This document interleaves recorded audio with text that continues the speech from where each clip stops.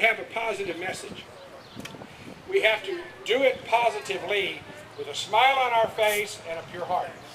And if we do that, we can start to move the mountains that need to be moved. This is a very small rally.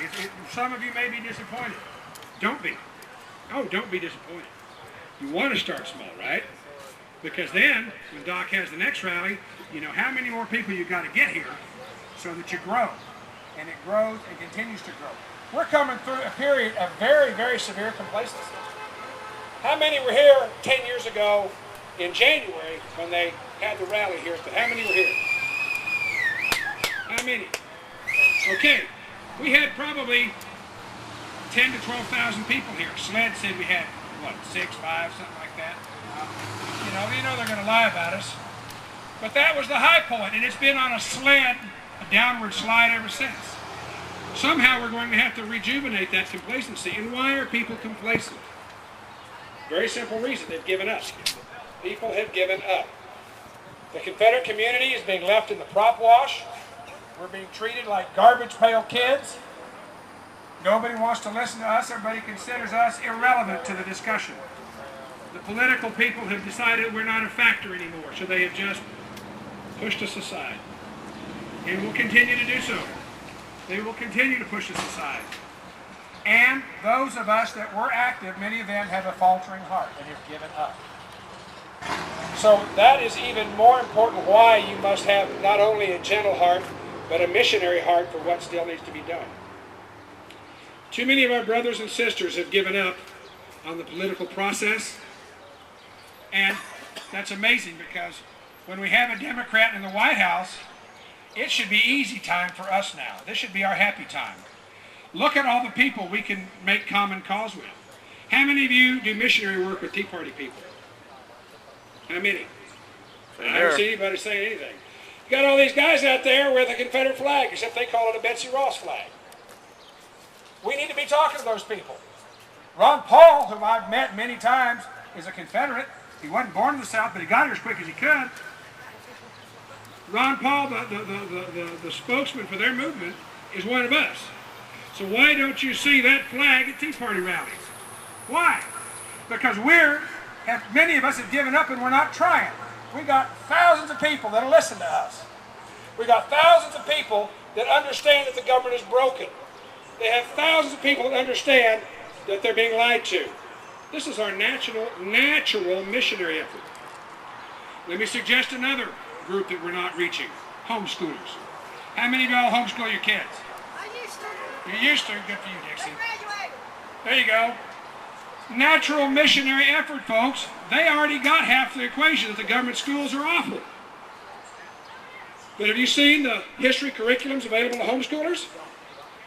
It's all Abraham Lincoln worshiping. It's terrible. It's terrible.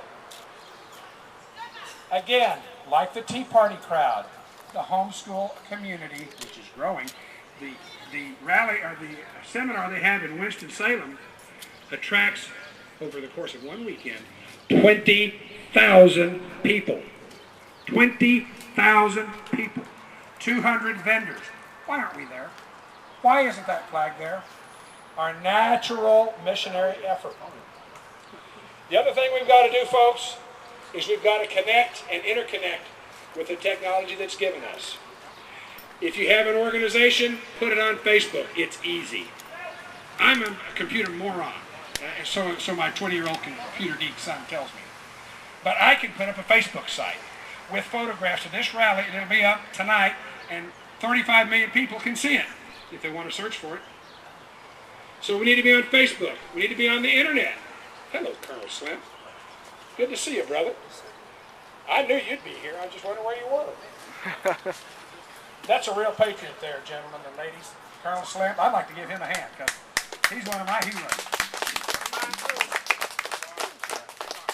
Technology is on our side.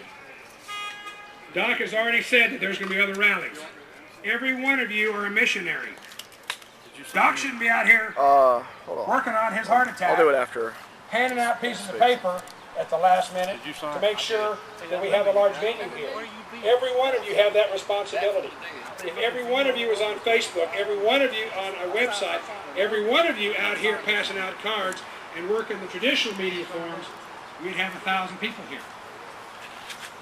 Doc, how many do you want here next time? How many? Give me a number. Give me a real number. 5,000. You want 5,000 people? Next year. Next year we need 5,000 people. And how many do we have here today? 150. Well, y'all got a lot of work to do. Set a realistic goal and achieve it. Every rally from this point must be bigger than the one previous. Must be. If you want this movement to succeed. It's okay to start small. There's no problem with that. But it must be bigger next time. And must be bigger after that, and it must grow. And if it does not, we'll be spinning our wheels, folks. That doesn't mean we give up. We might have to retool and redo it over. But we never give up. That was the one thing our ancestors, they went through hell. 10 times the hell we can't even imagine. We owe it to their memory. And more importantly, to our posterity, including my 7 children and your children and grandchildren, to get this thing right. So that we can be in a free and independent South Carolina, North Carolina, or wherever, where liberty dwells, and where our posterity and our heritage is respected and protected. Thank you.